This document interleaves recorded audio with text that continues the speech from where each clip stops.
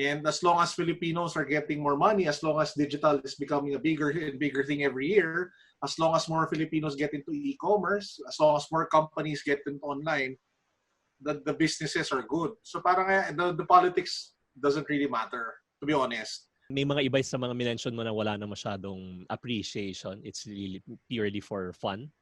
Like yung mga Funko Pops, Bear Bricks, I think meron din parang naging stagnant yung kanyang appreciation. Sometimes kasi rin supply and demand rin eh.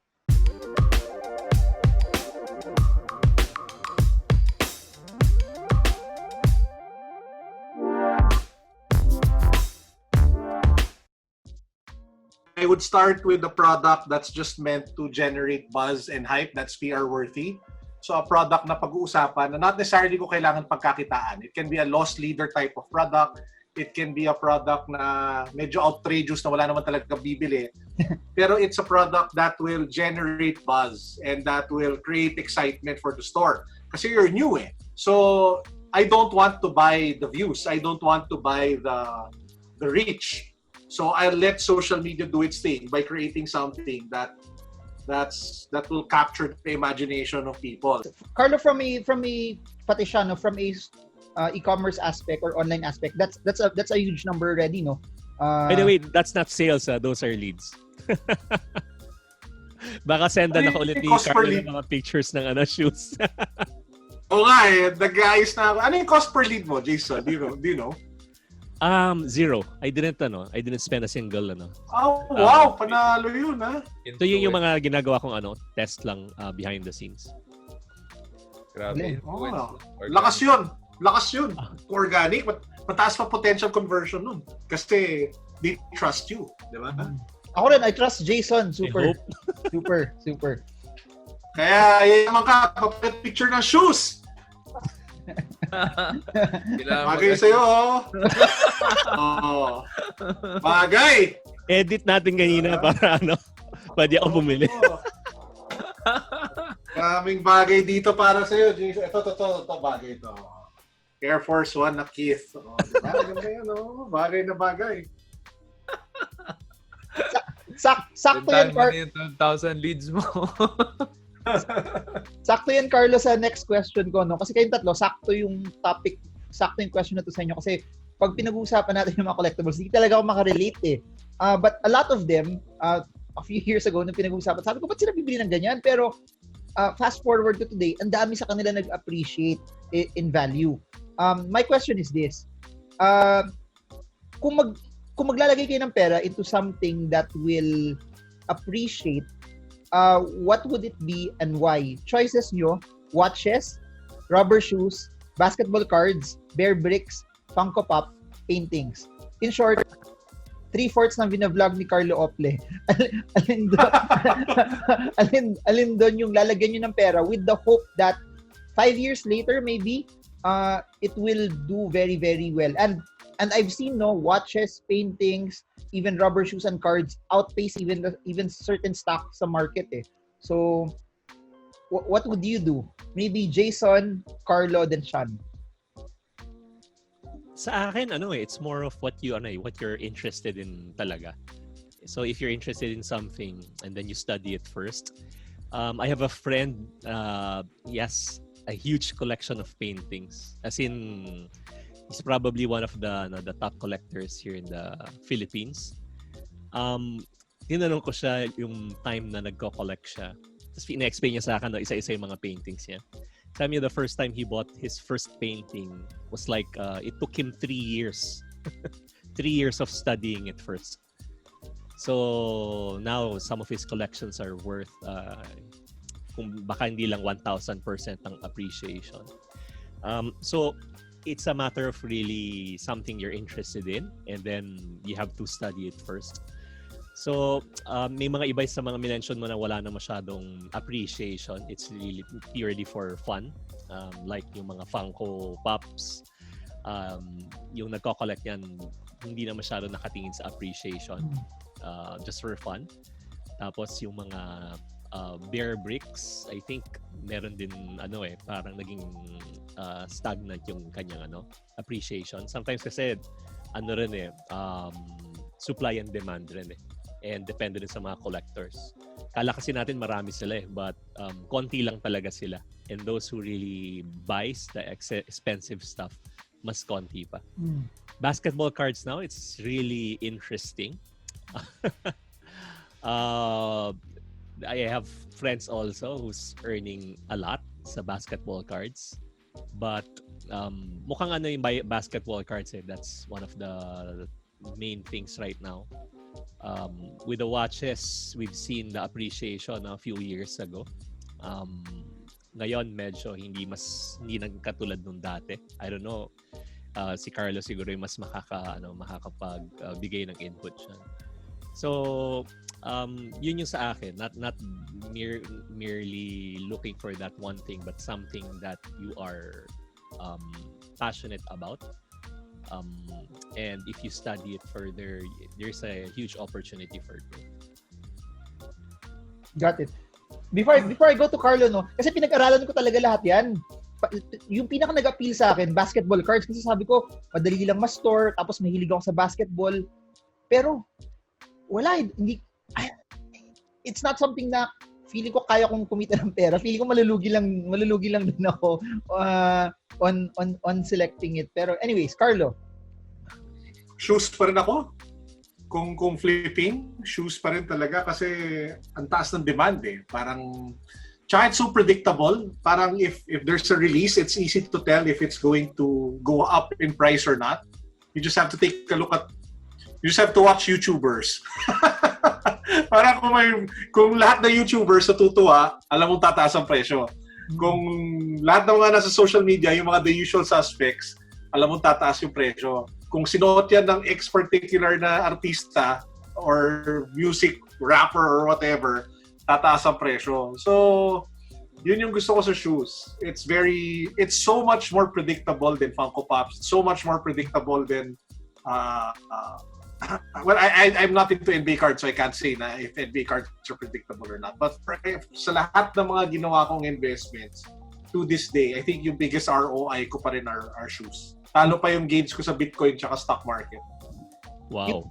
Yung interesting kasi sa basketball cards is they could be good now.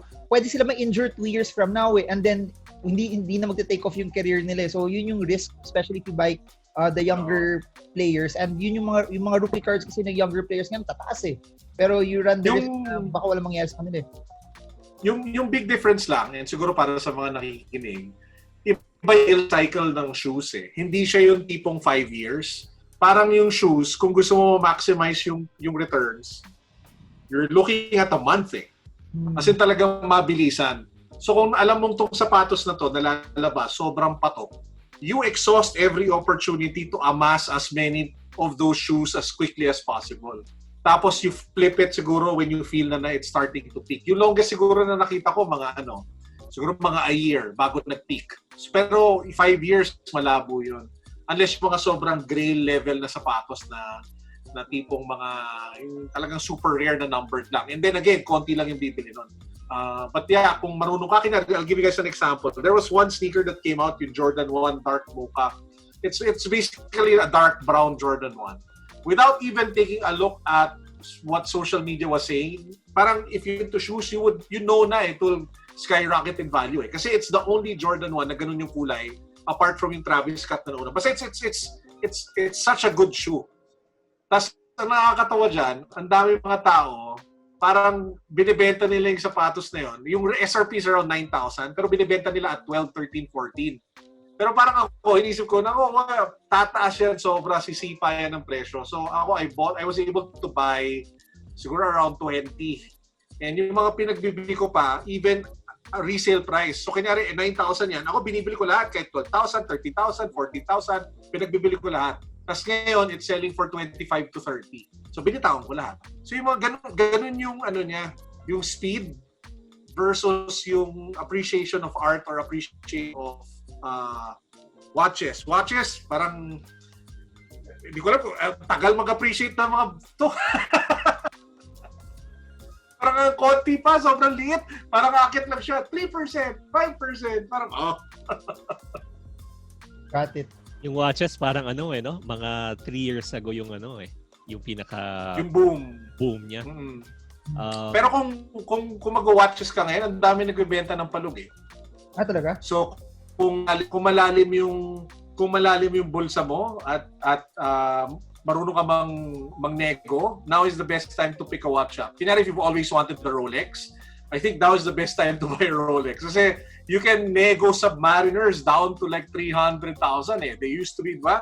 They checked last year, Submariners na black would probably be in around 400, 500. Ngayon, you can nego it down to 300. So kung gusto mo ibenta like 3 years from now, then may upside ka na. may tatanong kay Carlo, yung release ng di ba, yung Jordan. Yung color green sa Philippines. Umabot ng 400,000 yun. Crazy. Oh, yung Jordan 4 Manila. Kasi they only made 150 pairs. And diba? and there You have one? I sold it. so fast nga, di ba? Mabilis. So, pero yun, bigyan ko yung example. Hindi ako nakakuha sa Jordan. Kasi 150 lang eh. Pero binili ko sila at 250 to 300. Pero nabenta ko sila at 400 to 450. So mabilisan lang talaga. Hindi siya yung parang you buy it and you hold on to it and then you sell it. Kasi you have to capitalize on the appetite eh. You have to capitalize on the hype. And if you know shoes kasi, sobrang significant yung Jordan 4 Manila kasi the only like named city shoe that I remember that was last released by Jordan brand was yung Jordan 5 Tokyo. Yung presyo nun in the thousands and thousands of dollars. So napaka-significant talaga na they created a Manila shoe. As in the world of sneakers, even foreigners are drooling over yung Jordan 4 Manila shoe, which is a big fairness to Jordan brand. Talagang it shows na mahal nila Pilipinas, diba? So, yun. Hindi bumaba yung niya, hindi nag-depreciate. Same pa din. Tumataas. Kasi yung initial buyers were collectors. Ngayon, yung mga yung parang yung second level, first buyers were the stores who want to resell and flip it. Now the hardcore collectors are getting into it, yung the ones with really deep pockets. So parang third party selling na, so mas tumataas yung presyo. Limited supply eh. So I think that's what's pushing it also. Supply and demand pa rin talaga. Babalik lang siya. Ako, after hearing that, magpapaturo na ako kay Carlo. But my original answer, probably out of everything, kasi I have no idea with these things. Honestly, I've never invested in any of them. But most probably it's gonna be paintings because of the idea that an artist, limited lang naman yung time and effort niya to create paintings. Hopefully, the artist will not create the same exact painting over and over again. So, you have that kind of supply, limited. And it makes sense for me if it will appreciate and you can sell it someday. While it's big and it's not that easy to store it, yun lang yung downside. But I think it just makes sense to invest in things. I would invest in shoes like Carlo, but I have no idea how that world works. Saka yung value niya nasa per inch yata or per square inch. So that's how it's sold also. Tsaka may parang brand yun. Kung medyo kunyari blue chip ka na artist, mas mahal yung singil mo na kagad from the start also. Ang dami lang with all of those things that you've mentioned. Hype is really one factor. Even in paintings, ang lakas din ng hype.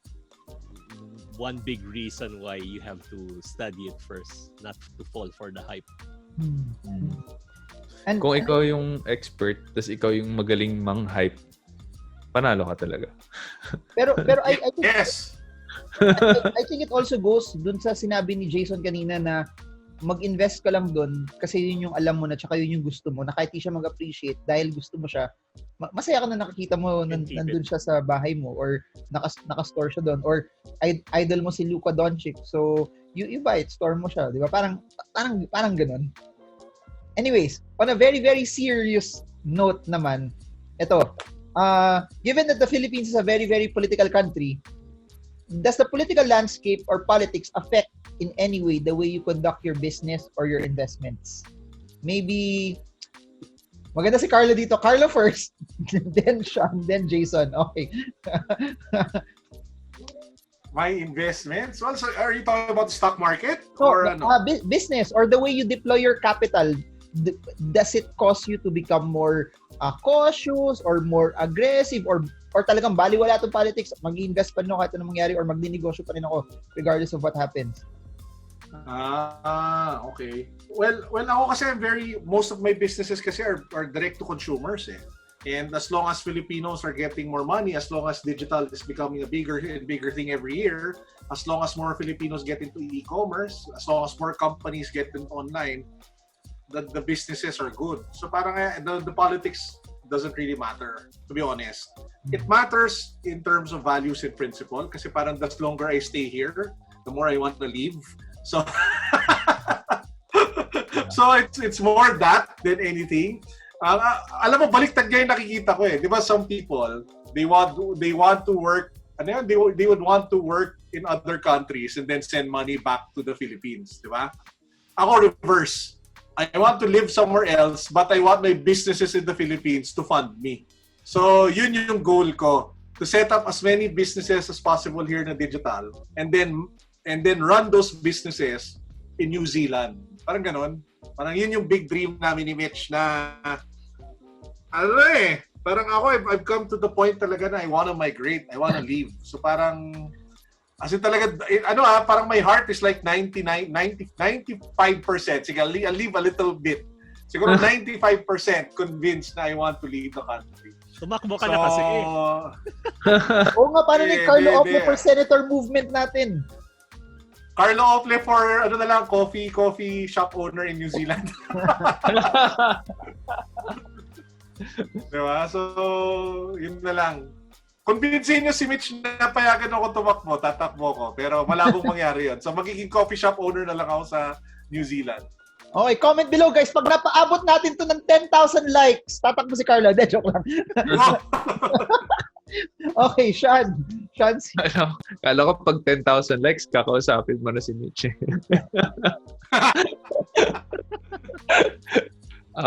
Patay tayo dyan.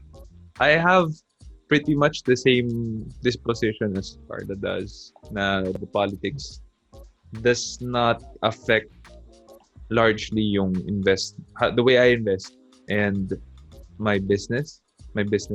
So, kasi digital kami parehas. I mean, SEO hackers still my bread and butter. And maybe since I have investment in a sugar farming in Bacolod, that might be affected, but other than that, parang hindi naman masyado by God's grace. So, yeah. Well, obviously our country is now grossly mismanaged. That's an understatement. Mabait si Jayson magsalita. Alam mo, we deserve so much better. OMG. Sobrang we deserve so much better. This country, grabe, the country that had like the Magellans and Lapu-Lapus and the Jose Rizals, this country deserves so much better. Parang grabe talaga.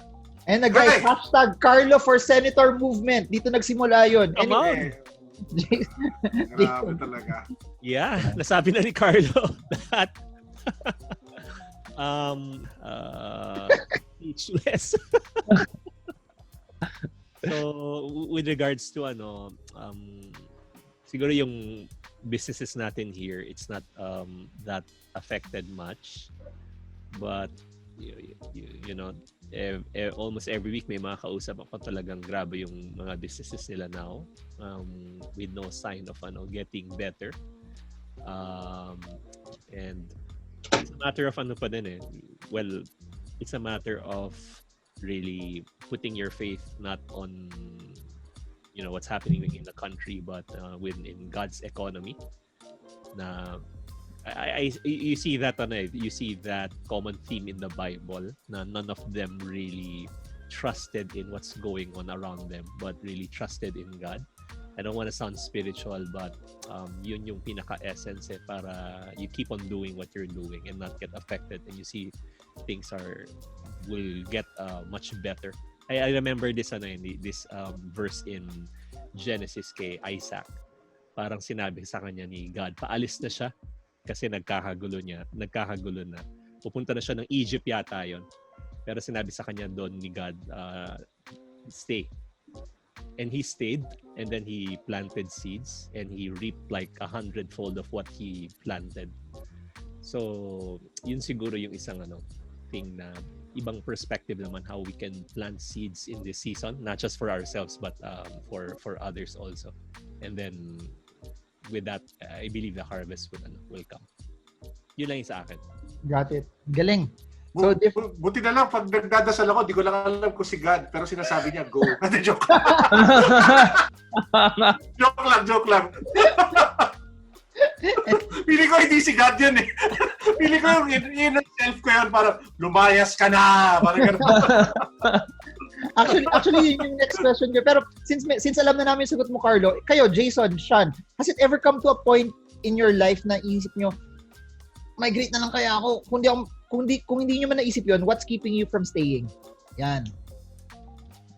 In my case, it's easy to answer. Yung parents ko, tsaka yung parents ng wife ko. Kasi my wife is a very family-centric.